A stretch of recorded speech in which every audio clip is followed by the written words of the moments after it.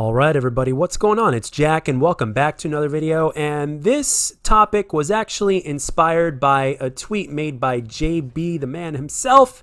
And I thought I'd read it to you out at the very beginning of this video so we can get right down into the nitty-gritty. And I quote, he tweeted out, "I feel like Black Ops Cold War in about 4 to 5 months will be a fire game. It just needs some time to be polished and to have more content added into the mix." Now, I actually have to agree with the tweet that he's saying. The game could very much be better off. I mean, it can run a lot smoother on every single platform. It could stop our consoles from bricking, so to speak, for those of you that has happened to. And the game can overall be better. And I will even go as far as to say that if they brought back like classic Treyarch maps and just Treyarch style maps in general, because it's, I mean, you could easily tell that these are not exactly Treyarch maps. So if they brought back a lot of Treyarch's maps that are like classic, even the ones that we've played a zillion times before, this game will play that much better, even with skill-based matchmaking. Because one of the things that makes the skill-based matchmaking in this game a lot more annoying is because the maps themselves have this randomness to them, despite the fact that they are a little bit less campy than Modern Warfare. They're still really big, and there's still a whole bunch of line of sights and so many areas that you can get shot from. So even though there's not as many safe spaces, there's still a decent amount. And because there's just so many lines of sight within all the lanes of the map, it really adds to the randomness. So all of a sudden, if you went to something that's a little bit more, something that makes a lot more sense, like let's say your traditional 3-lane map, and with maps that are of the correct size, and with spawns that work correctly as well, which is also something that they definitely need to work on in this game, I think the game is going to be a lot better and a lot more fun, and I think it's going to be praised by a lot of the community. And if they even did one better and removed the damn skill-based matchmaking or toned it down to the way that it used to be, like let's say even in Black Ops 4, then I think we definitely have a winner on our hands here. And you put in all the content and stuff that's going to come with the game later on as time goes on, then I definitely see a winner here, guys. So, however, you also have to remember also at the same time that things could still go south, and basically we have to basically make a decision on whether or not which decision we make in terms of which way we're going to think, because quite frankly, as Activision continues to be in the mix, we really can't ignore the fact that the game may end up being worse, and we actually may end up being sorely disappointed at the very end compared to basically how we should not be disappointed by the time more content gets released for this game. Now, at least in theory and on paper, it seems like things are going to go well, but at the same time, again, as long as Activision continues to remain within control, we always have to kind of hold back on our excitement of what this game could be. Because what this game could be and what it ends up being could be very different things, and quite deteriorating for the game depending on which direction it goes. But we can only hope for the best, and so far, at least on paper, even if the skill-based matchmaking were to remain intact, if the content itself was good and we got classic Treyarch Call of Duty style maps, whether they're brand new or whether they're remastered versions of different maps, whatever it is, if the maps overall play well and there's a better flow, and on top of that we have something to where we have what's it called? We've got the we've got the grind system, we've got the rewards for prestiging, we end up getting a good amount of maps every 2 months and stuff like that, the new seasons with plenty of content, with game modes that are actually worth playing, and ones that they keep in terms of the ones that we like and all that kind of stuff, then yes, we're in for a good year. Even if skill-based matchmaking itself was still in it, again, I prefer it to not be in it, and I want it to be reverted back to the way it was in Black Ops 4 and before, but that's a little bit out of our control unless all of a sudden Activision sees that they've lost so much damn money, you know. And of course, one thing that we would all surely like is for us to have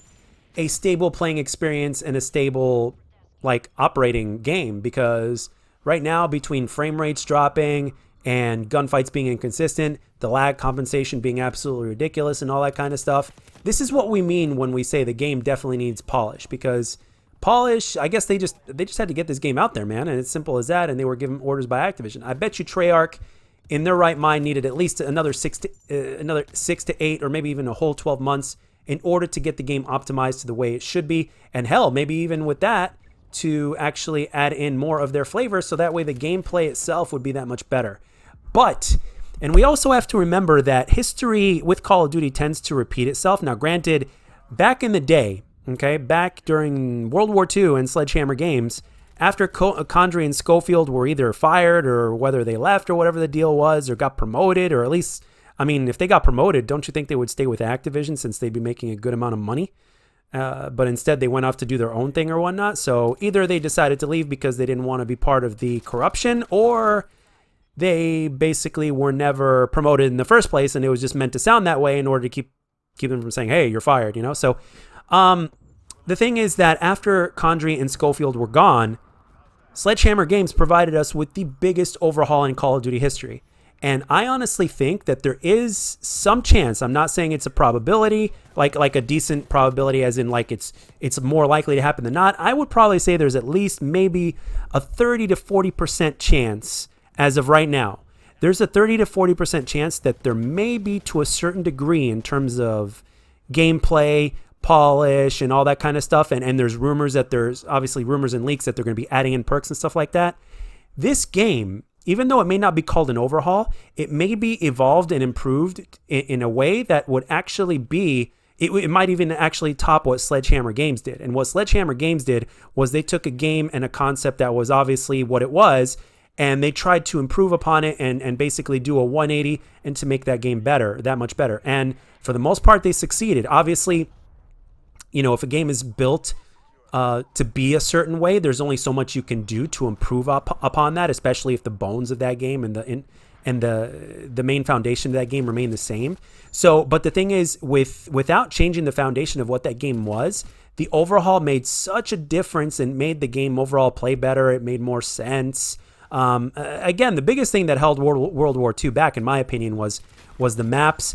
But at the same time, though, given the circumstances, they absolutely did their best. And you know what? I can't help but commend them for it, because there's a lot of things that we as a community requested, and they gave it to us. And again, there was only so much they can give, but it was a big overhaul and it was a big effort on their part. And for the most part, they succeeded. And for the fan base that managed to stick around, we respected them greatly for it, and they ended up respecting Sledgehammer Games. Sledgehammer Games is a very divided, like in terms of the Call of Duty community, they're very divisive in terms of whether our community likes them or not. I'd say it's close to 50-50 on whether or not people like Sledgehammer Games.